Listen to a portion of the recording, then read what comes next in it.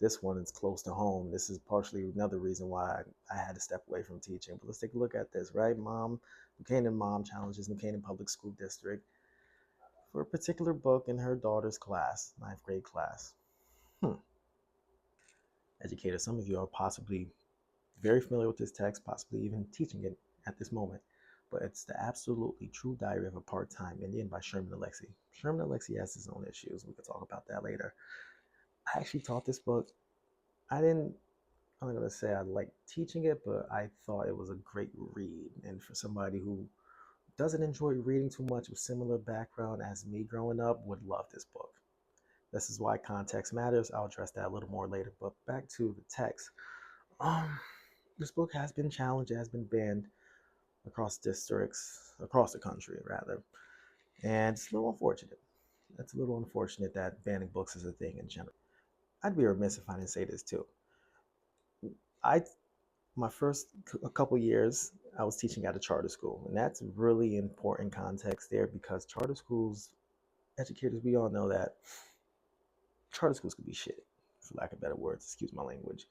And there are just totally different stakeholders in charter schools than public schools in like suburbia, or just they have totally different policies and hours. We know that charter schools, you be in there from like 7:30 to 4:30 for what reason? So this is your standard coming of age novel, and it follows Alexi, well, a Native American child who's an aspiring cartoonist who goes to an all-white public school away from his reservation where he lived, right?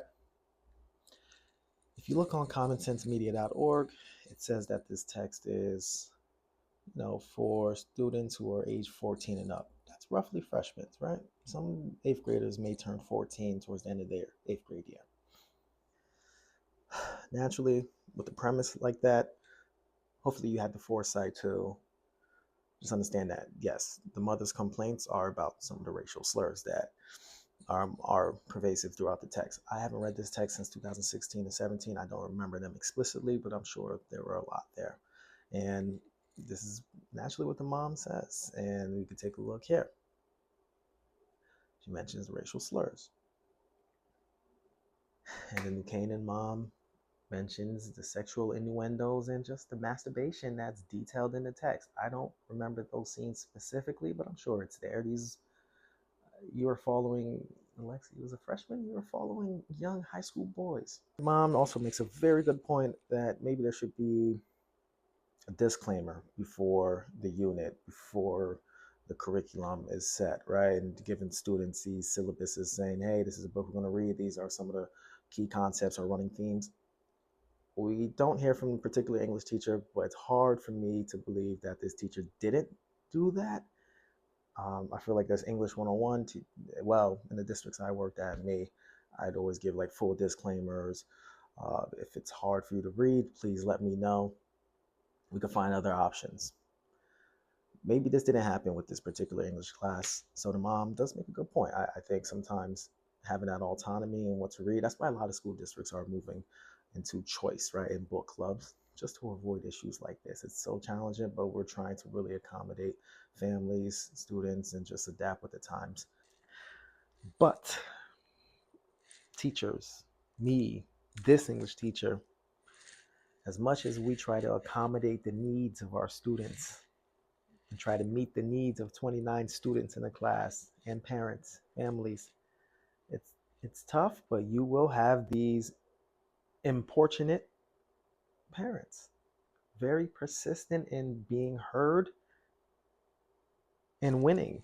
I'm just going to call it what it is. And winning could look like just getting the book out of the classroom or getting her child out of the class, which she did.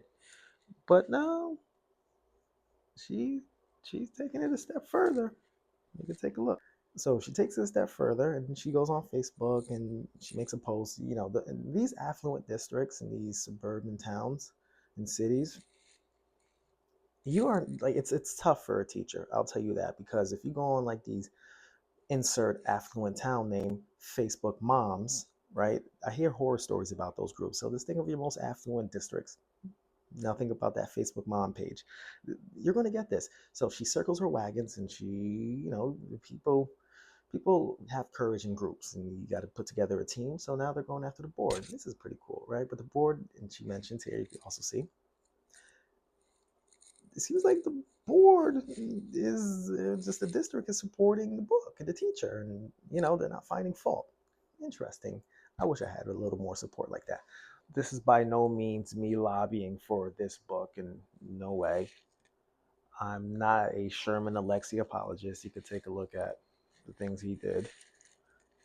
Um, I'm not invalidating the daughter's feelings. I'm not. That's not what I'm trying to do. What I'm trying to bring to light is just what a lot of people ask: like, why are teachers leaving the district? This is just one of the other reasons. Because as much as you may think, from the outside looking in, no, this is the administration's problem, superintendent's problem. Nope, this falls on the teacher. Trust me, we're pulled into those meetings, and it really interferes with and impacts your personal life, your mental health, because you begin to perseverate on what's going to happen. Are you going to be thrown under the bus? Are you going to be passed around to a new district? If you're untenured, good luck to you. You're definitely on the chopping block. So it's a little unfortunate, because it also will add more work on your plate down the line somehow if you remain at that school. Because take a look at what the mom is pushing for, which I do think it's a wonderful policy, but at the same time, it's a lot more work, because if students start opting out, you have 15 students who are reading this one book that's part of the curriculum, and 15 students who are reading 15 other books. Like, how do you plan for that? That's challenging. That's challenging. All right, I'm really done after this. That's all I have for you folks. I try to lay the information out there for you. Biases aside, what do y'all think? Please let me know in the comments. Send me a message. I've been through it. It burnt me out, but I'm thriving now. I'm feeling good. Let me know what y'all think.